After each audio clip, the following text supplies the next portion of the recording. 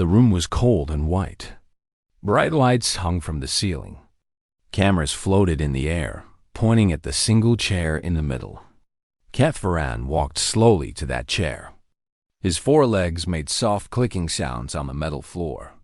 His body was covered in hard shell, like armor that grew from his skin. But that armor was burned in many places.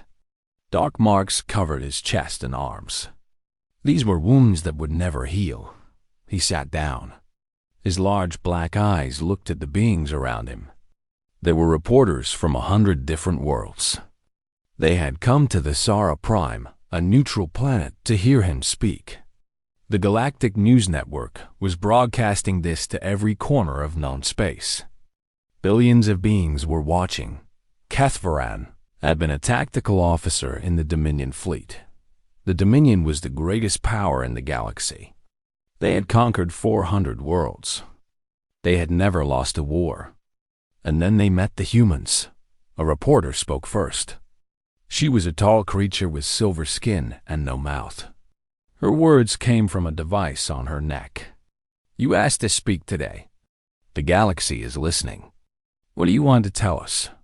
Kethvaran was quiet for a moment. Then he spoke in a voice that was rough and tired. "I want to tell you about the human war front. I want to tell you what we did, and what they did to us. I want every species in this galaxy to understand one thing." He leaned forward. "We thought we were conquering a primitive species. We were so terribly wrong." He began his story. The Dominion had watched humans for 50 years. They were a young species. They had only discovered faster-than-light travel 200 years ago. They had spread to 12 colony worlds, but their technology was simple. Their ships were small. Their weapons were weak. The Dominion Council decided that humans would be easy to conquer. Their worlds would become farms and factories for the Empire. Commander Vexire was chosen to lead the attack. He was a hero of 12 campaigns. He had never failed. He took a fleet of 12 cruisers to the human colony called New Montana. It was a farming world with 2 million people. There was a small defense force of perhaps 30 ships. Kethvaran was on the command ship that day.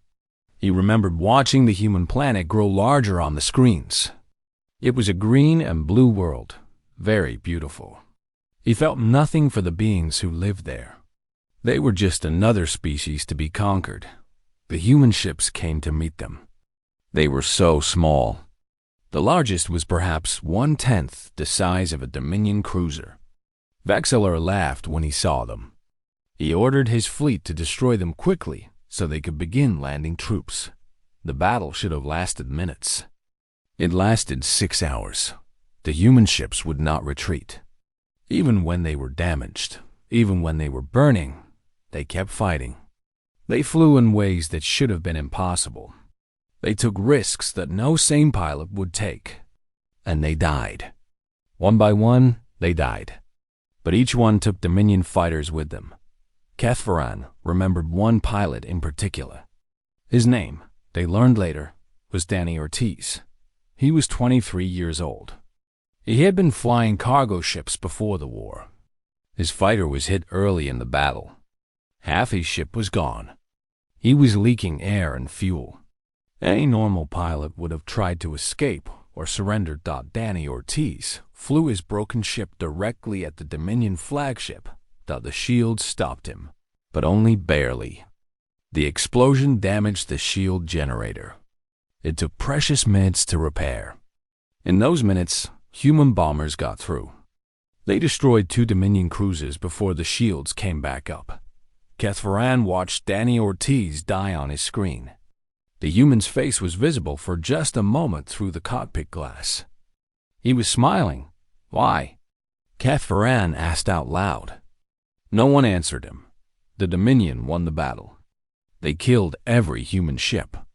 They landed troops and took control of New Montana. By all measures, it was a victory. But Vexillor was not celebrating.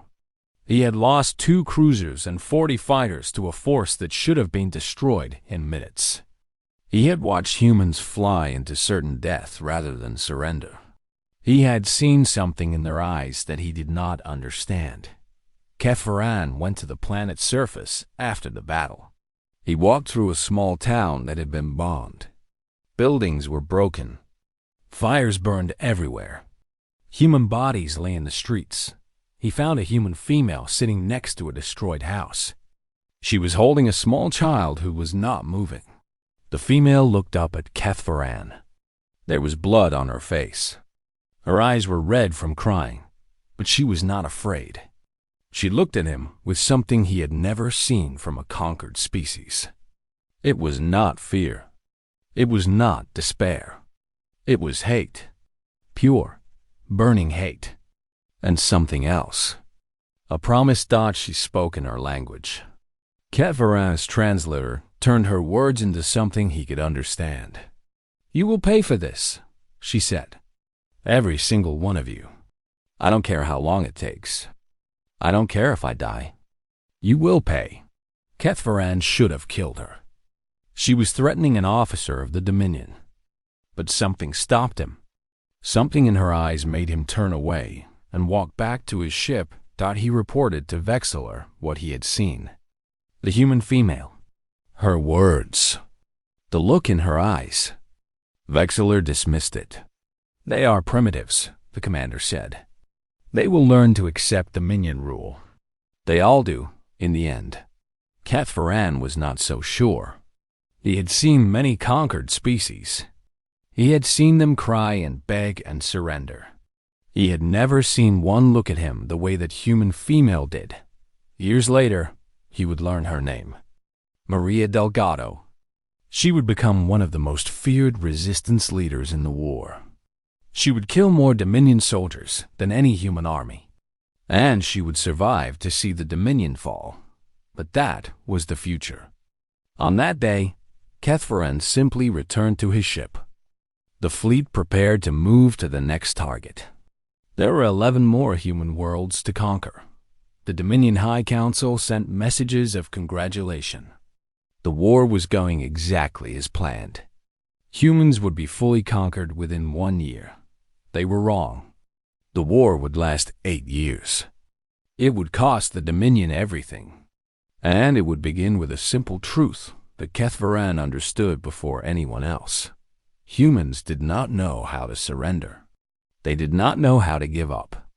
They would fight until they won or until every single one of them was dead. And there were 8 billion of them. The real war was just beginning. Kepharan paused in his testimony.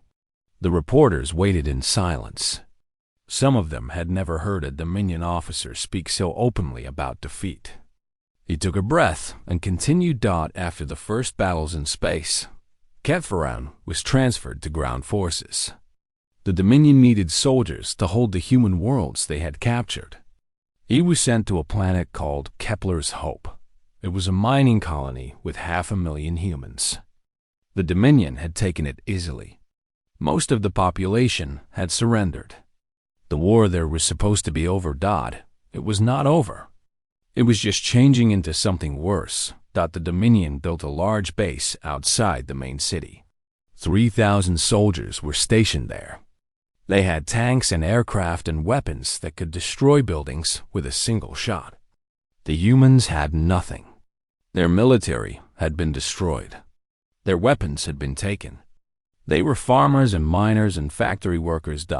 And yet, every night, Dominion soldiers died. It started small. A patrol would go out and never return. A supply truck would explode on an empty road. A guard would be found dead at his post with a knife in his throat. The Dominion commanders were confused. They searched for enemy soldiers, but found nothing because there were no enemy soldiers. There were only ordinary humans who had decided they would rather die than live under Dominion rule. Kepharan first heard the name Maria Delgado 2 months after he arrived. She was the woman from New Montana, the woman whose child had died, the woman who had promised revenge. She had somehow escaped the occupation and traveled to Kepler's Hope. She found other humans who wanted to fight. Not soldiers, just people. teachers and cooks and mechanics. She taught them how to make bombs from mining chemicals. She taught them how to move without being seen. She taught them that fear was a weapon they could use. Her group started with 12 people. Within 6 months, there were 40. They called themselves the Ghosts. Kethvaran led a squad that was sent to find them.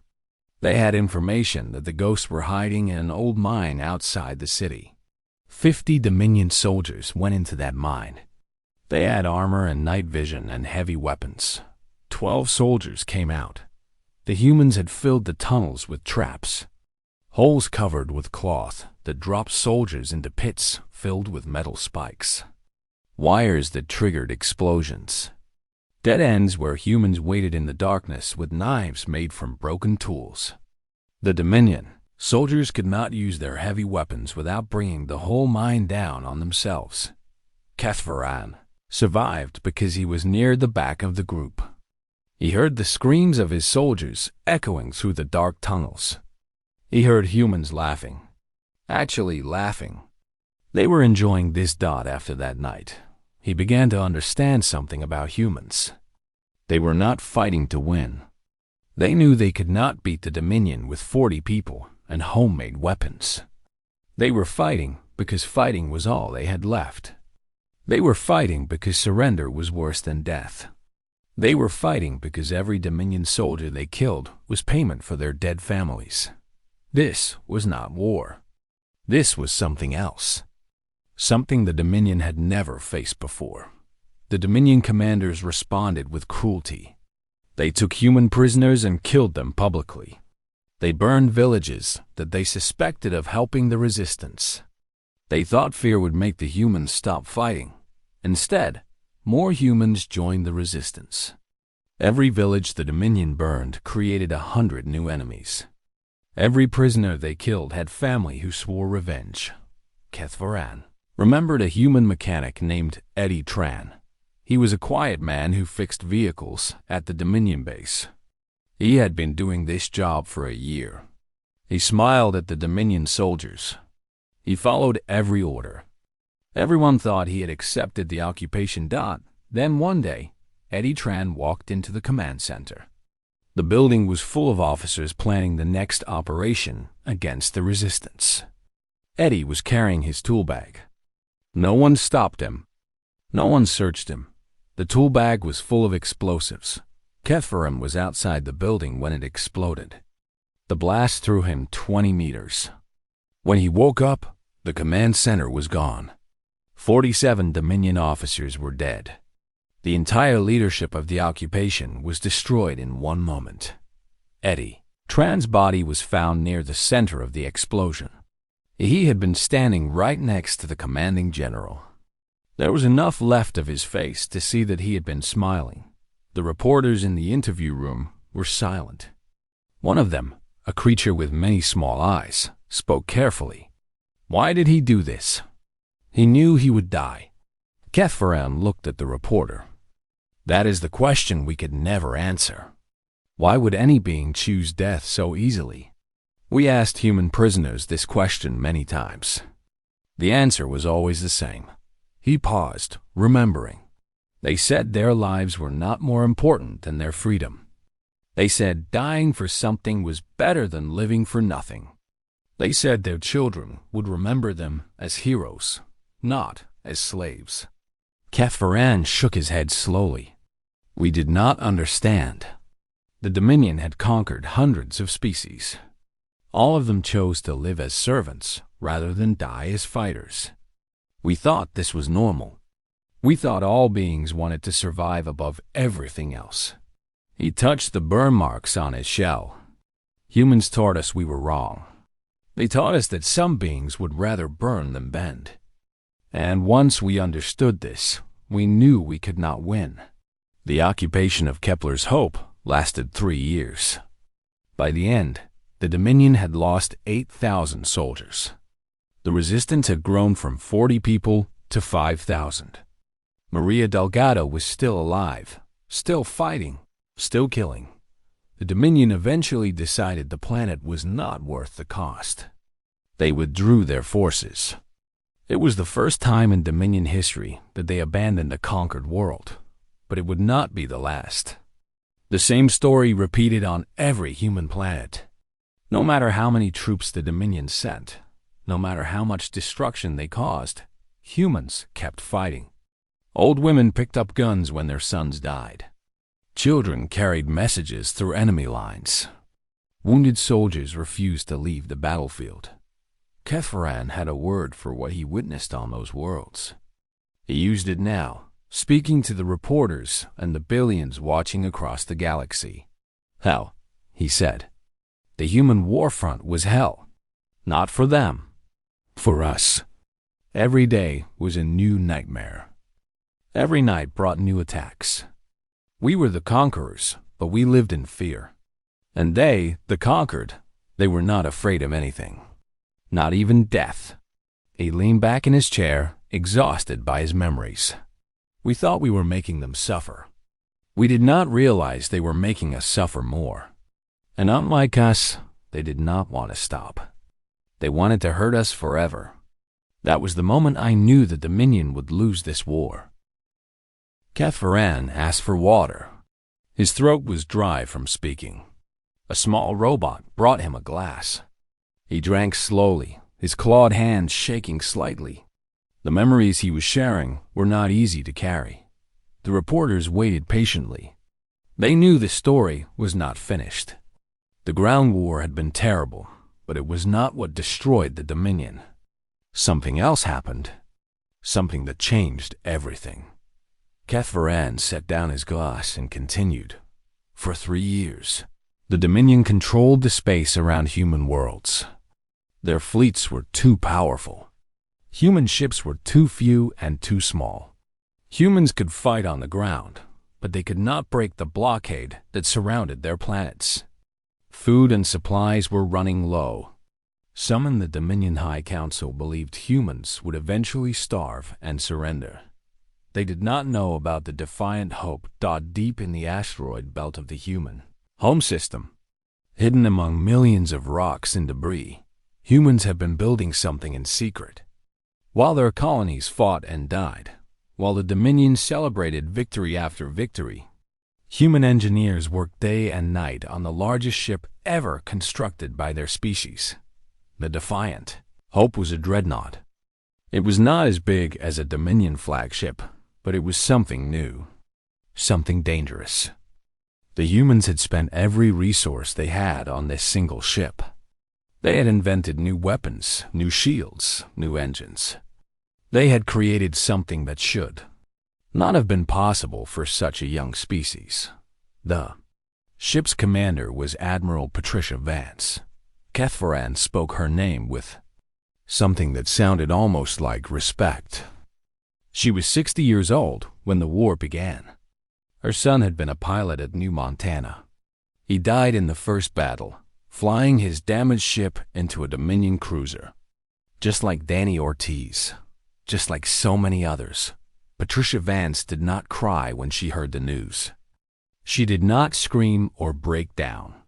She simply walked into the command center and asked one question: what do we need to win? The answer was the Defiant Hope. Kethvaran was back in space when the ship revealed itself. He was serving on a Dominion cruiser near Orion's Gate, a strategic point between human space and Dominion territory. 17 Dominion warships guarded this position. It was considered impossible to break through. The Defiant Hope came out of faster-than-light travel directly in front of them. It was alone. One ship against 17. Admiral Vance sent a message to the Dominion fleet. Kethvaran remembered her exact words. You came to our home. You killed our people. Now we are coming to yours. The Dominion commander laughed. He ordered all 17 ships to attack at once.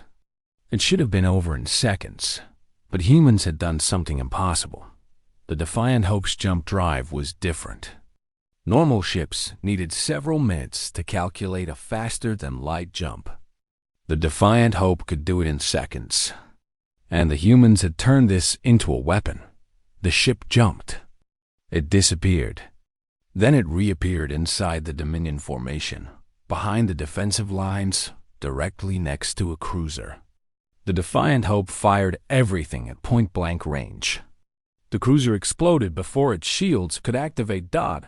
Then the Defiant Hope jumped again. And again.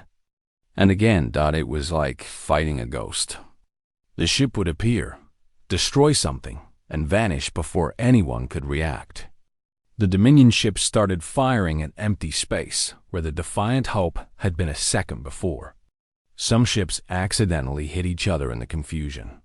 Kethvaran watched this happen from his station. His hands were frozen over his controls. He could not believe what he was seeing. This was not possible. No ship could jump so quickly. No crew could survive such rapid transitions through faster-than-light space. But humans did not care about possible. The navigator on the Defiant Hope was a young lieutenant named Cody Barnes. He was 26 years old. His job was to calculate each jump in real time. This meant doing mathematics that normally required powerful computers. He had to do it in his head, under combat conditions. While the ship was being shot at Dot, when asked later how he managed this, Cody Barnes gave a simple answer. "I was really angry," he said. "Anger helps me focus." The Battle of Orion's Gate lasted 4 hours. When it ended, 12 Dominion ships were destroyed. The remaining 5 were retreating at maximum speed. The Defiant Hope was damaged but still fighting. It had taken hits that should have killed it 3 times over. But humans kept repairing it during the battle. They kept fighting even when entire sections of the ship were burning. Kethvaran's ship was one of the 5 that retreated. He remembered the silence on the bridge. No one spoke. No one could understand what had happened. They had outnumbered the humans 17-1. They had the best weapons, the best ships, the best training. And they had lost. The news of Orion's Gate spread across the galaxy in hours. For the first time, other species saw that the Dominion could be beaten. Subject worlds that had been quiet for centuries began to stir. The Dominion was not invincible. Humans had proven it. Admiral Vance did not stop at Orion's Gate. The Defiant Hope led a fleet of smaller ships deeper into Dominion space. They attacked supply lines. They destroyed fuel stations. They freed prisoners from Dominion camps. Everywhere they went, they won. Patricia Vance became a legend. Not just to humans, but to every species that had ever been conquered by the Dominion. Her face appeared on secret messages passed between rebels on 100 worlds. Her words were whispered in the darkness of Dominion prisons. Kethvaran saw her once, from a distance, during a prisoner exchange. She was a small woman with gray hair and tired eyes. She did not look like a warrior. She looked like someone's grandmother. But when she looked at the Dominion officers, there was something in her eyes that made them step back. It was the same look Kethvaran had seen in Maria Delgado. The same look he had seen in Eddie Trandot. It was the look of someone who had nothing left to lose and everything to prove. Someone who would burn the galaxy down to protect what they loved. Someone who was not fighting for victory, but for something deeper. Something the Dominion did not understand.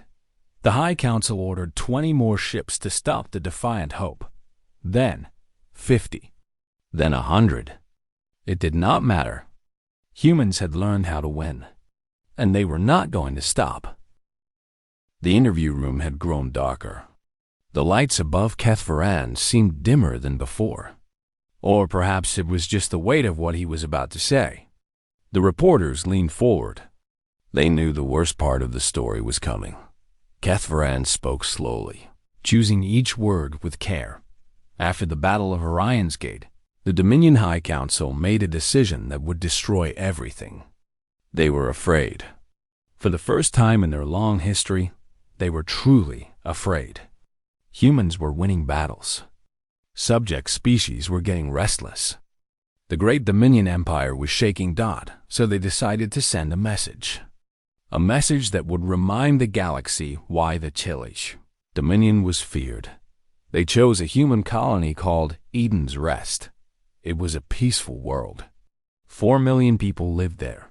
Families, children, old people, who had come to spend their final years in a beautiful place. Eden's Rest had no military value. It was not a threat to anyone. The Dominion sent a planet cracker. Kethvaram paused. Some of the reporters did not know what a planet cracker was. He explained in a flat voice. It was a weapon designed to break a planet apart, to turn a living world into floating rocks. It was supposed to be used only against enemy military bases hidden deep underground. It had never been used against a populated world. Until Eden's Rest. Kethvaran was not there when it happened, but he saw the recordings later. Everyone did. The Dominion broadcasted across the galaxy as a warning. The weapon took 1 hour to work. 1 hour for 4 million humans to watch their sky crack open. 1 hour for them to hold their families and say goodbye. 1 hour for children to ask their parents what was happening. Then the planet broke, and 4 million lives ended in fire and darkness. The Dominion expected humans to surrender. They expected fear to make humans weak. They sent messages offering peace if humans would accept Dominion rule. Instead, humans did something no species had ever done before. They declared what they called unconditional war. This meant no rules, no limits, no mercy. Humans would fight until the Dominion was destroyed or until every human was dead. There would be no peace. There would be no negotiation. There would only be war until the end. General Rosa Medina led the human response. She was 52 years old. Before the war, she had been a teacher at a military academy. Her husband, her parents, and her 3 children had all lived on Eden's Rest. She had nothing left to lose. And she had everything she needed to make the Dominion pay. Human forces changed their strategy. Before, they had attacked military targets. Ships, bases, weapons factories. Now they attacked everything. They did not kill Dominion civilians. That was important to them. Even in their rage, even after Eden's Rest, they would not murder innocents. But they did something almost worse. They made Dominion civilians afraid. Human ships appeared near Dominion food worlds. They destroyed cargo ships carrying supplies. They damaged water purification plants. They disabled communication networks. They never killed civilians directly, but they made sure every Dominion citizen knew that humans could reach them anywhere. A human soldier named Pete Kowalski was captured during one of these raids. The Dominion interrogated him for days. They wanted to know human plans, human weaknesses, human secrets. Pete Kowalski told them nothing useful. But he did say one thing that Kethvaran would never forget. The interrogator asked him why humans were fighting so brutally. They had been offered peace. They could have stopped the killing. Why did they continue? Pete looked at his captors with dead eyes. "You started this," he said. "We are going to finish it. And when we are done, every species in this galaxy will know what happens when you attack humanity." He smiled. It was not a happy smile. "You killed 4 million of our people in 1 hour.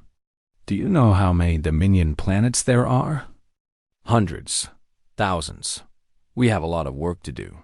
The interrogator asked what he meant. "We are going to make sure the Dominion never threatens anyone again," Pete said. "Not us, not anyone. You are going to be an example, a lesson.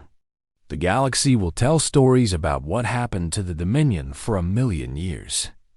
And the lesson will be simple. Do not make war on humans." The recording of that interrogation was sent to the High Council. It was supposed to show how dangerous and crazy humans were. Instead, it terrified the Dominion leadership. They realized that humans were not fighting for territory or resources. They were fighting for revenge. And revenge had no limit. Dominion fleet commanders began to refuse orders. Fighting humans was suicide. No one wanted to be the next example of human anger. Ships that were sent to human space would report engine problems or supply shortages. Anything to avoid battle. Subject species saw this. They saw the Dominion's fear. On world after world, rebellions began. Species that had been conquered for centuries suddenly remembered how to fight. They had all suffered under the Dominion. Now they saw a chance to be free. General Medina sent messages to these rebellions. She promised human help. She promised weapons and ships and soldiers. She promised that the Dominion would fall, and every conquered species would be free. Kethvaran watched his empire crumble. He watched the fear spread through Dominion ranks. He watched friends and comrades desert their posts and run away. He watched the mighty Dominion, conqueror of 400 worlds, become the conquered dot, and at the center of it, all were humans. Small, weak, short-lived humans. They had no special powers. They had no ancient wisdom. They were young and foolish and emotional. But they had something the Dominion did not have. They had the ability to take pain and turn it into strength. They had the ability to watch their worlds burn and keep fighting. They had the ability to lose everything and still refuse to give up. The Dominion destroyed Eden's rest to break human spirit. Instead, they created 4 million ghosts that would haunt them until the end. Every human who died became a reason for living humans to fight harder. Every atrocity became fuel for human rage. Kethvaran looked at the reporters. His voice was barely a whisper. "We made them angry," he said. "That was our mistake. You can defeat an enemy who fights for land or wealth or power. But you cannot defeat an enemy who fights for rage. Rage does not get tired. Rage does not give up. Rage burns until there is nothing left." He closed his eyes. And humans had enough rage to burn the entire galaxy. Kethvaran opened his eyes. The reporters were still there, still watching, still recording every word. The lights in the room seemed brighter now. Or perhaps it was just the relief of reaching the end of his story. The war lasted 8 years. 8 years of blood and fire and death. 8 years of watching everything he knew fall apart. And in the end, the Dominion did something that had never happened in its 1,000-year history. It surrendered. Not a treaty. Not a negotiation. An unconditional surrender. The Dominion High Council put down their weapons and accepted whatever terms humans demanded. They had no choice. 60% of their military was destroyed. Their subject species were in open rebellion. Their own people were starving because human raids had broken their supply lines.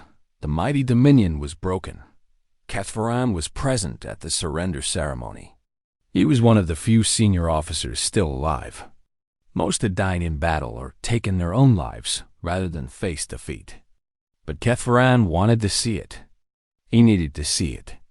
He needed to understand how his people had fallen so far. The ceremony was held on a Dominion space station near the center of their former empire. The High Council sat at a long table. Their robes were torn and dirty. Their faces showed exhaustion and shame. They looked like prisoners, not rulers. The humans arrived on a shuttle from the Defiant Hope.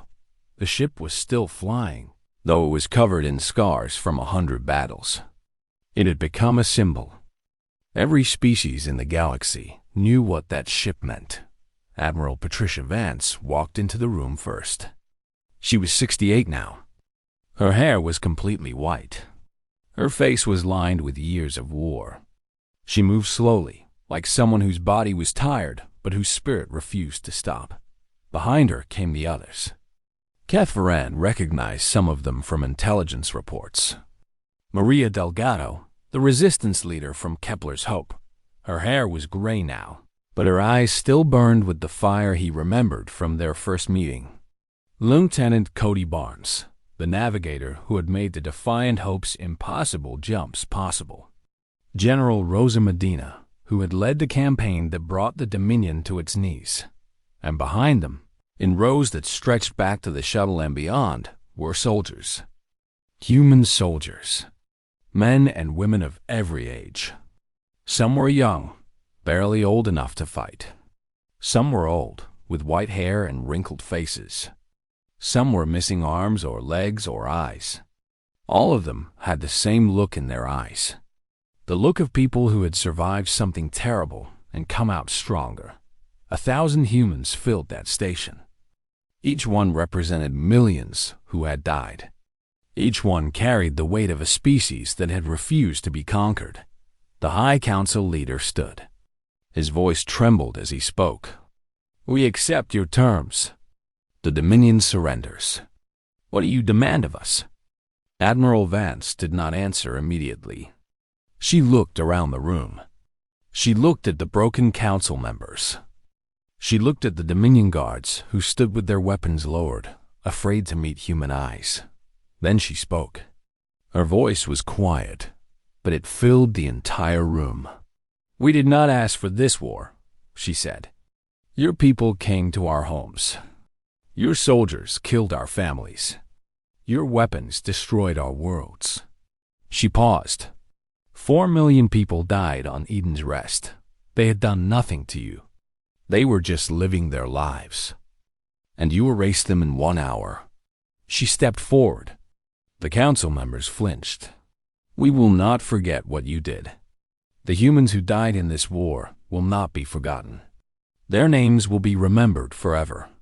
And the galaxy will remember what happens to those who attack humanity." She stopped directly in front of the council leader. She was small compared to him. Her head barely reached his chest. But he was the one who looked afraid. "We are not going to enslave you," Admiral Vance said. "We are not going to destroy your worlds or kill your people. That is not who we are." She leaned closer. "But we will be watching forever. If you ever threaten another species, if you ever try to build your empire again, if you ever forget this lesson, we will come back. And next time, we will not be so merciful." She stepped back. "That is all. This war is over." The silence that followed was the loudest sound Keth Varan had ever heard. The reporters in the interview room were quiet. Some of them were taking notes. Others were simply staring at Keth Varan with expressions he could not read. Fear, perhaps, or wonder, or both. One reporter finally spoke. "What do you want the galaxy to understand about humans?" Keth Varan thought about this question for a long time. He thought about Danny Ortiz flying his broken ship into a Dominion flagship. He thought about Maria Delgado fighting with farming tools against a professional army.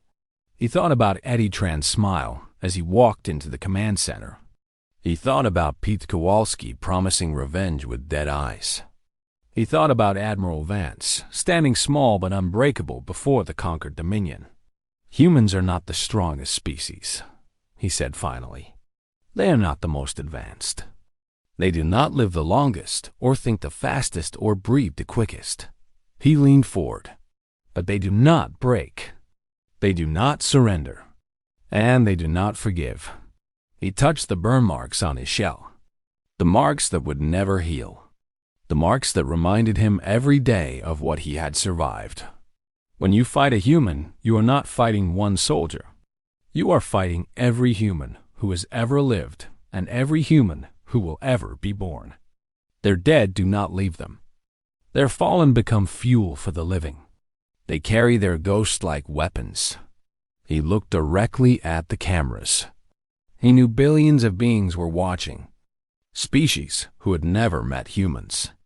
Species who might one day think about attacking human space. "I survived the human war front," Keth Varan said. "Most did not. And I tell you now, to every species listening, if you have any quarrel with humanity, settle it with words. Sit down at a table. Talk. Negotiate. Compromise. Do whatever you need to do to find peace." His voice grew harder. "Because if you fight them, they will not stop. They will not give up. They will not accept defeat. They will keep fighting until one of you no longer exists." He paused. and it will not be them. The interview ended. The cameras stopped recording. The reporters left, carrying Kethvaren's words to every corner of the galaxy. Years later, those words would be taught in schools on 1,000 worlds. They would be quoted by leaders trying to explain why their species had chosen peace with humanity. They would be remembered by generations who never knew war. And somewhere on Earth, on a green hill overlooking a rebuilt city, a memorial stood. On it were carved 4 million names from Eden's Rest, and below the names, a single phrase that humans had chosen to remember their dead. We did not start this war, but we ended it. For them. For all of them. Forever. The wind blew across the hill. The names shone in the sunlight. And humanity looked up at the stars, watching. Always watching. Just as Kethvaran had warned. Just as they always would.